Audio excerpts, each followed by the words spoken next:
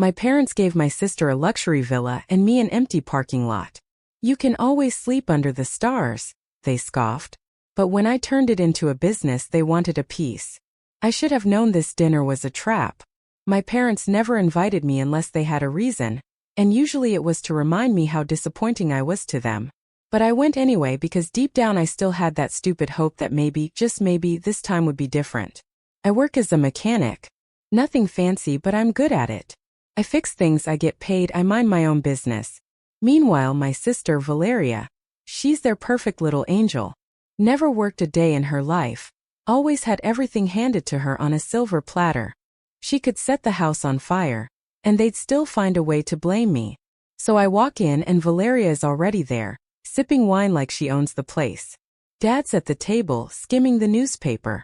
Mom's in the kitchen, pretending to be busy so she doesn't have to look at me too much. Well, Valeria smirks. You actually showed up. What's wrong? Did you take the night off from changing tires? I ignore her and sit down. Mom said it was important. Dad finally folds his newspaper. It is. We've decided to divide our assets. Valeria's eyes instantly light up. She already knows something big is coming her way. Mom smiles at her. We're giving you the beach house, darling. Valeria gasps, putting a hand to her chest like she just won an Oscar. Oh my God. The one in Marbella. Mom nods. Yes, love. It's all yours now. I sit there waiting. There has to be something for me too, right? Dad turns to me with a neutral expression. And you, Iker, we're giving you the parking lot. Silence. I blink. The what? The old lot on 80th Street, Mom says, waving her hand like she's doing me a favor. It's a piece of land. You can find some use for it. Valeria bursts out laughing. God, this is unbelievable. She looks at me with a sneer. Well, at least you'll always have a place to sleep under the stars. Dad chuckles. That lot's been empty for years. But hey, maybe you can open a lemonade stand or something. Mom sighs. Iker, you always say you want to build something for yourself. Now's your chance. I look at them. This wasn't even an insult disguised as generosity. This was straight up garbage. A memory flashes. Me at 16, coming home covered in grease after my first job at the auto shop. I was so proud. I walked in holding my first paycheck, excited to show them I was working hard.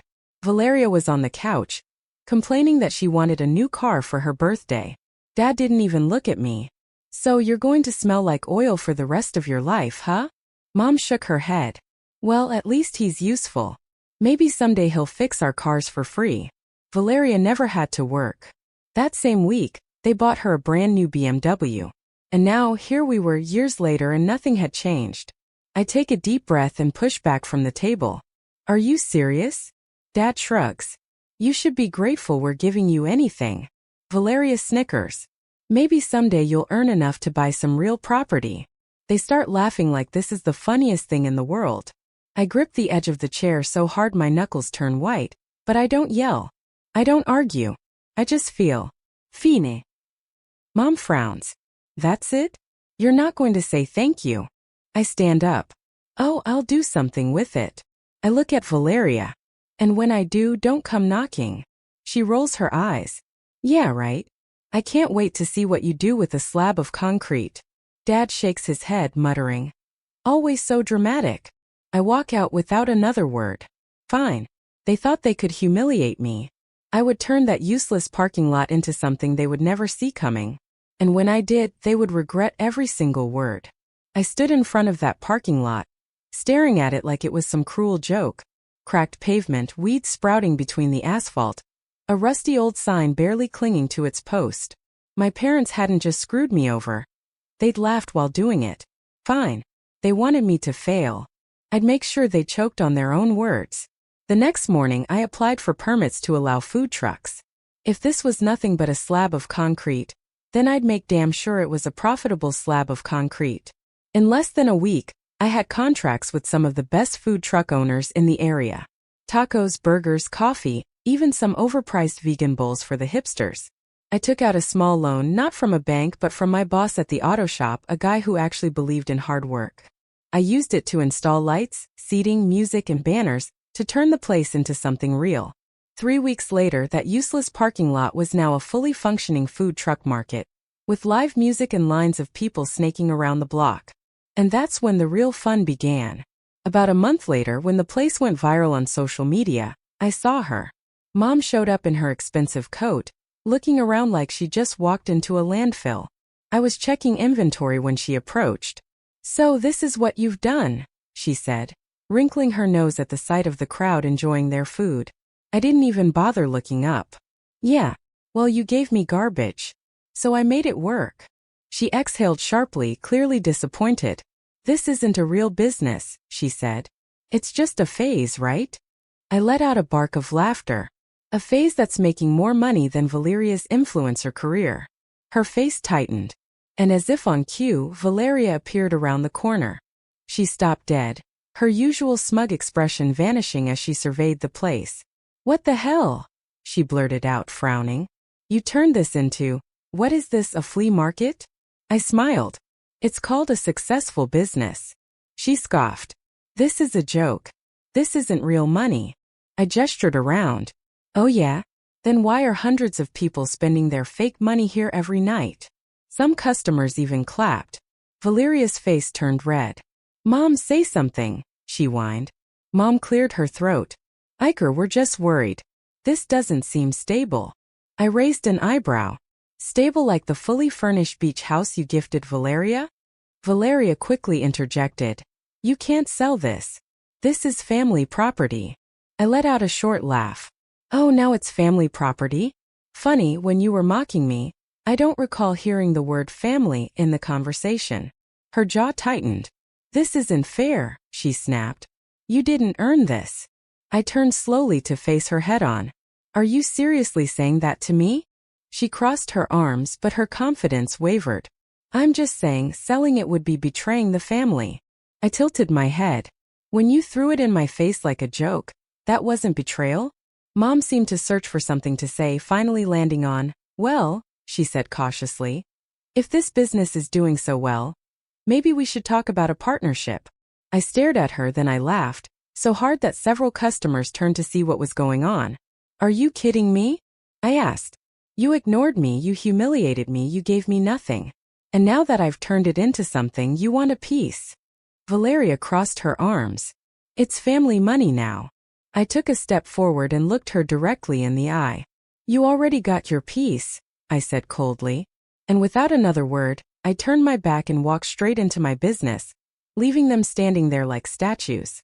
They thought they could break me. I was just getting started. Started with a call. I was in my office, a small converted shipping container tucked away in the corner of my thriving food truck business, when my phone buzzed. "Mom." I stared at the screen for a second before declining the call. A minute later, another one. Then another. I smiled wryly. They needed something. By that point, my food truck market was the hottest spot in the city. We had live music, weekend events, flash sales, and influencers lining up to get in. I was making more money in a month than I used to make in a year at the auto shop. And suddenly my family, the same one that had laughed in my face, couldn't stop calling. A few days later, I was overseeing a delivery when I heard a voice that made my jaw clench. "Iker." I turned. Valeria stood there, arms crossed. But this time she didn't have her usual arrogant expression. She looked desperate. I raised an eyebrow. Well, you actually came to the parking lot. What's wrong? Did your car break down?" She exhaled sharply. "I need to talk to you." I checked my watch. "I've got 5 minutes. Make it count." She clenched her jaw but swallowed her pride. "I need to sell the beach house." I blinked. "The same beach house you were flaunting?" She ignored my comment. "The market's tanking right now, and I need money fast." I smiled wryly. "Let me guess. Too many luxury vacations, designer bags, and ridiculously overpriced coffees." She stiffened. "It's complicated," she muttered. "Just say you'll help me." I leaned against a food truck, crossing my arms. "Help you how?" She hesitated for a moment. "I need 200,000 euros to cover some debts before I can even list it." I whistled.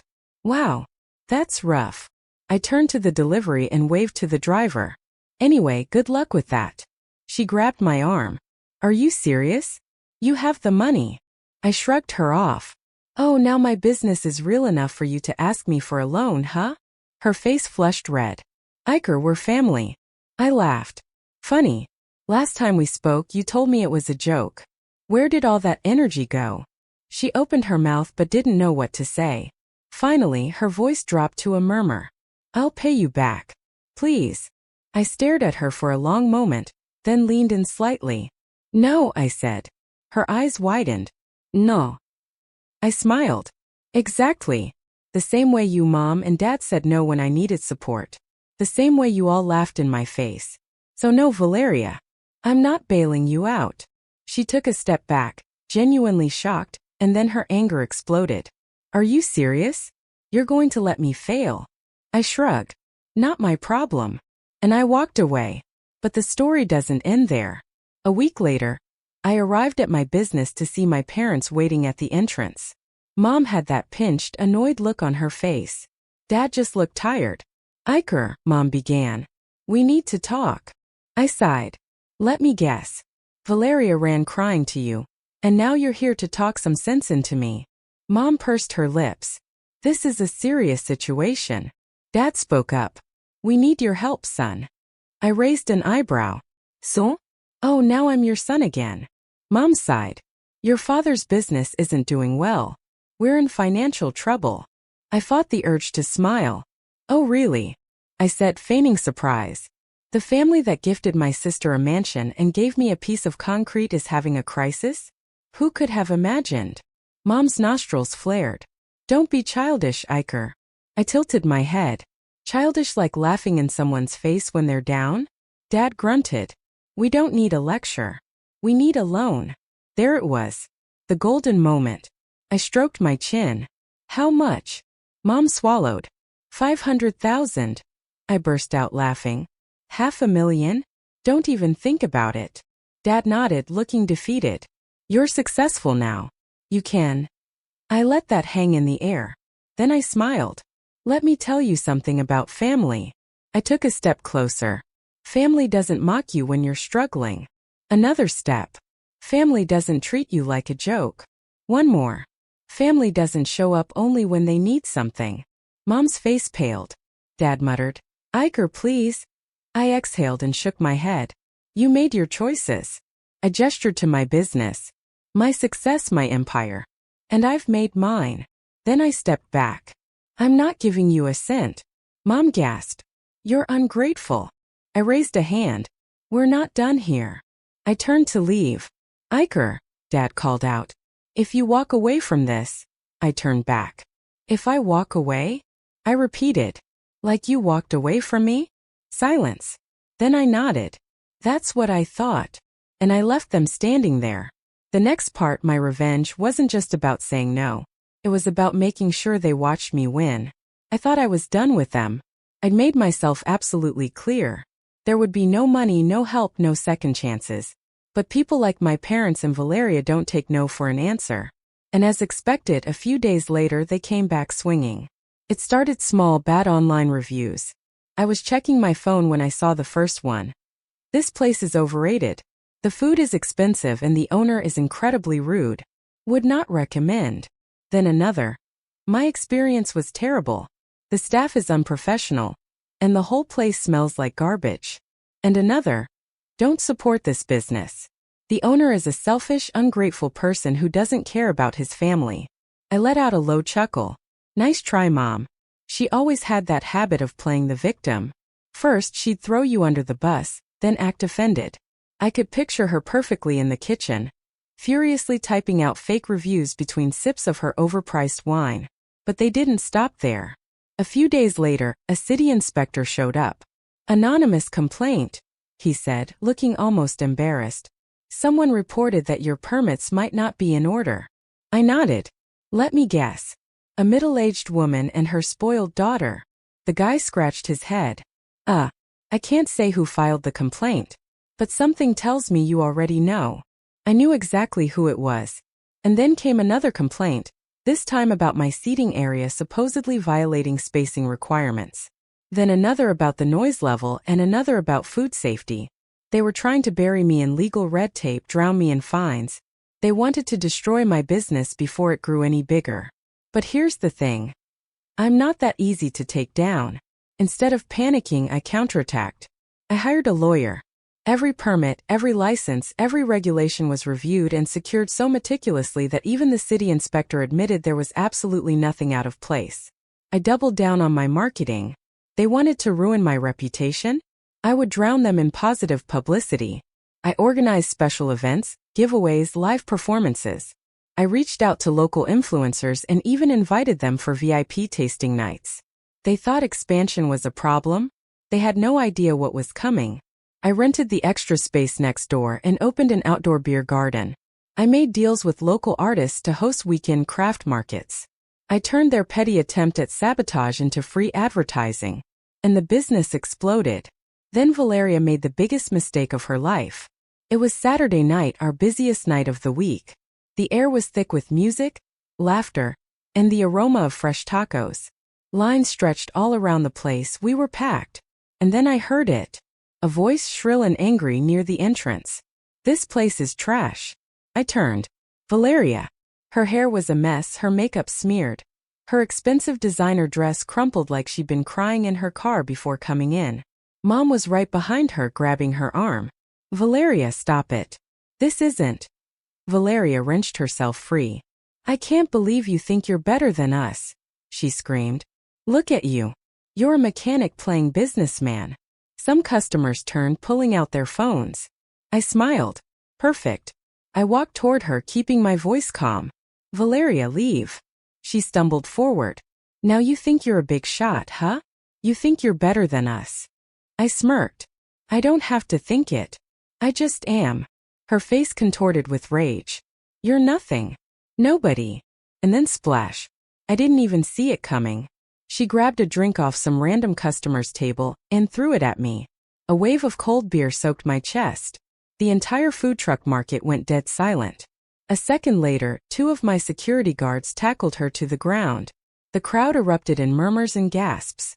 Mom shrieked, "Let her go. She's your sister." I shook off my soaked shirt and turned to my head of security. "Call the police." Valeria's eyes widened in horror. "What? No. Iker, don't." I crouched down and lowered my voice. Actions have consequences. 10 minutes later, blue and red lights flashed across the parking lot. Mom was hysterical. "You're ruining the family name," she shrieked. I just laughed.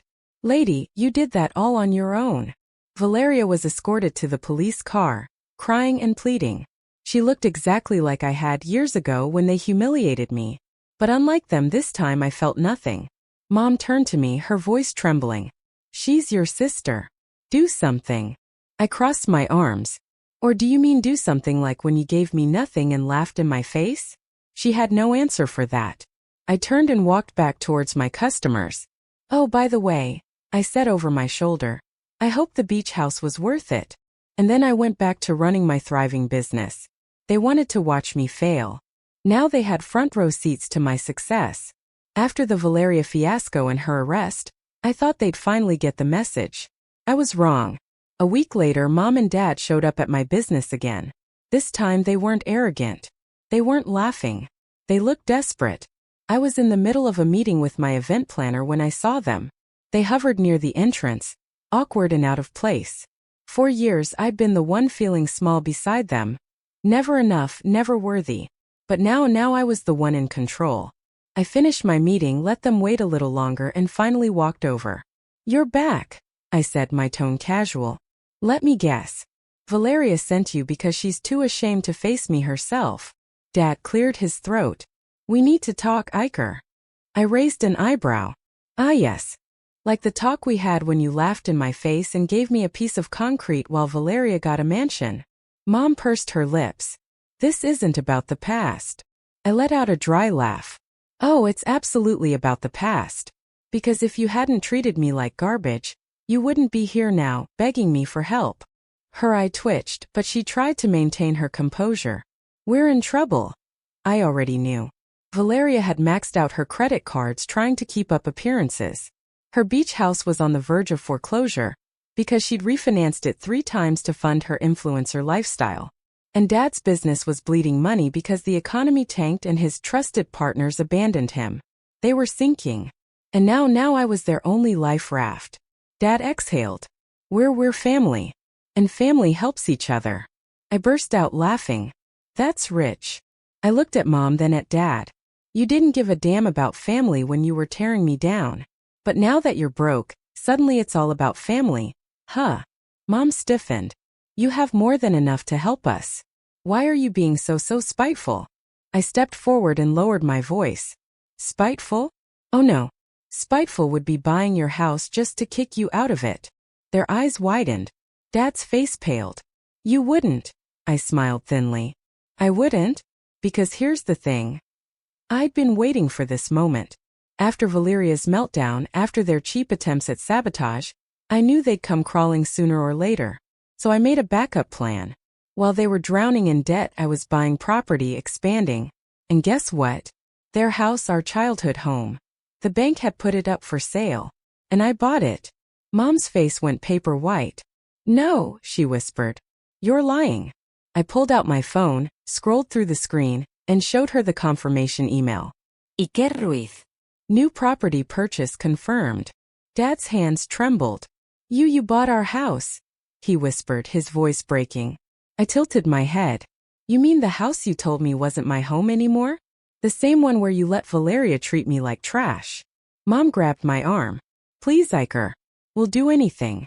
Just don't take our house. I shrugged her off.